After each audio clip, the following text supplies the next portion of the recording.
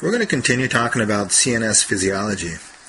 In the previous lecture, we talked about the oxygen requirements of the brain, as well as the glucose requirements of the adult brain.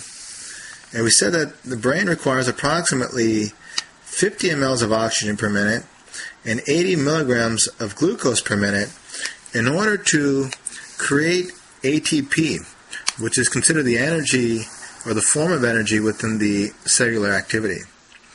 We said that if the brain receives approximately 50 mLs of oxygen and approximately 80 milligrams of glucose per minute, through the process of glycolysis and TCA, approximately 38 ATP for every glucose molecule will be produced.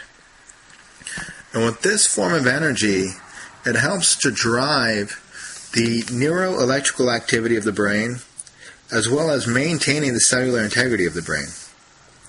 In this lecture, we're going to talk about the cerebral blood flow, because the glucose and the oxygen are supplied to the brain, and the brain receives these constituents through the blood supply.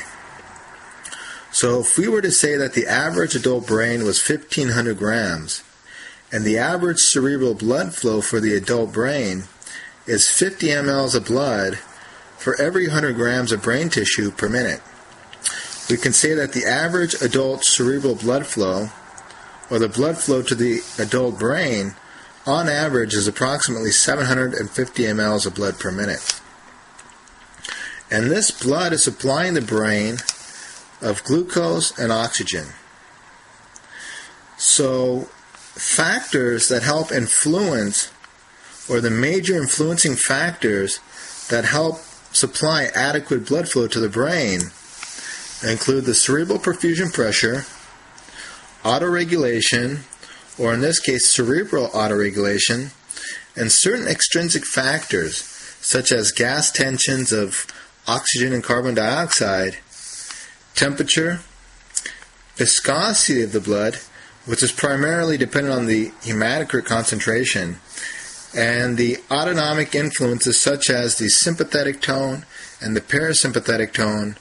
All of these factors are major influencing factors of the cerebral blood flow, which provides the provides the brain the constituents of oxygen and glucose so that ATP production can be formed. So we're going to start off talking about cerebral perfusion pressure. Cerebral perfusion pressure, by definition, equals mean arterial pressure minus the intracranial pressure. And a clinical example would say that if a patient's blood pressure is 120/80, their mean arterial pressure will be approximately 93 millimeters worth of pressure, 93 millimeters of mercury worth of pressure.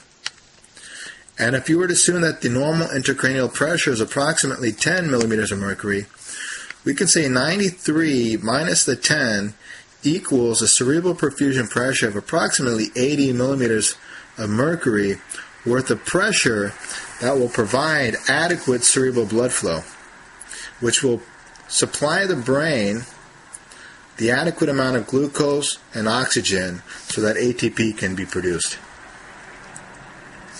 Now assume that we have a patient who has a decreased mean arterial pressure.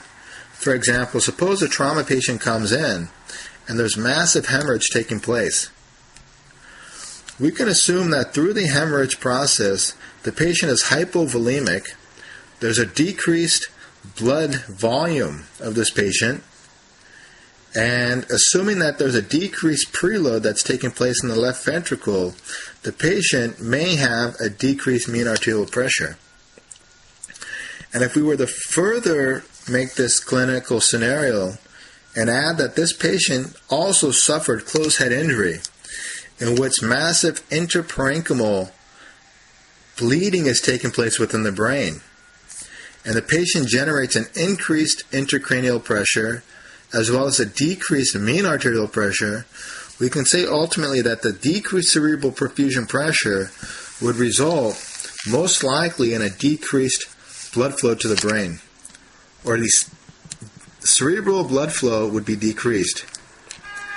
And as a result of this decreased cerebral blood flow, there may be a decreased supply of oxygen that does not meet the demand of the oxygen requirements of the brain, and the patient may suffer a degree of cerebral ischemia and no longer has the capacity to generate 38 ATP, and may now produce around 2 ATP for every glucose molecule that's being oxidized.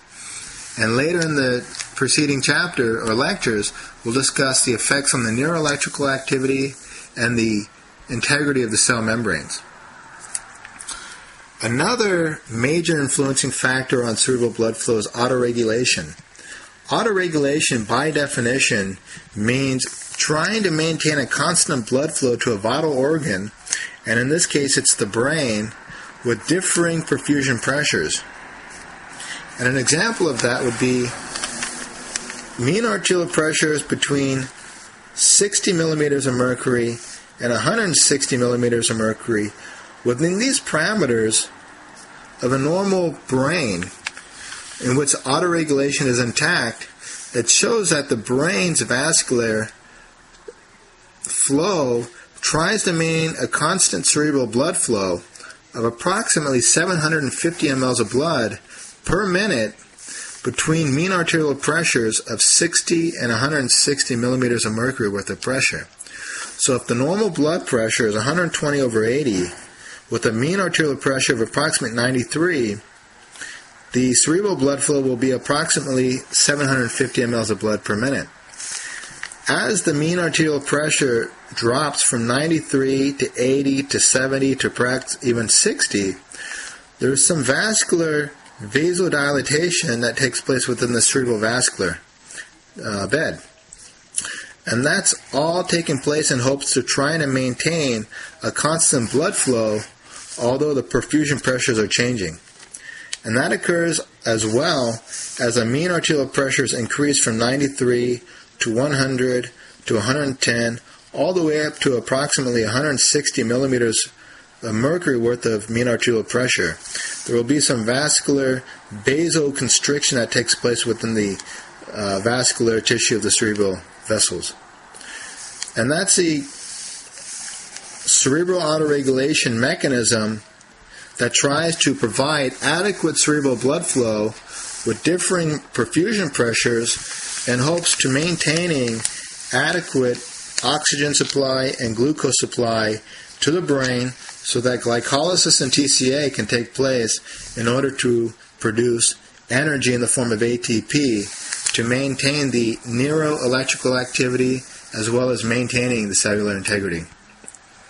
Other factors we consider influencing the cerebral blood flow include the extrinsic factors such as gas tensions. Example would be oxygen and carbon dioxide gas tensions, as well as the temperature of the body, viscosity, and autonomic influences. We can say, for example, if we hyperventilate a patient in which they blow off their PaCO2, there's a vasoconstriction that takes place within the cerebral vasculature that decreases the cerebral blood flow. And an example in which we would use that clinically is if a patient has increased intracranial pressure, we try to hyperventilate a patient of approximately gas tension of approximately 25 to 30 millimeters of mercury worth of arterial gas tension of carbon dioxide in hopes to reduce the cerebral blood flow and in hopes to reduce the intracranial pressure.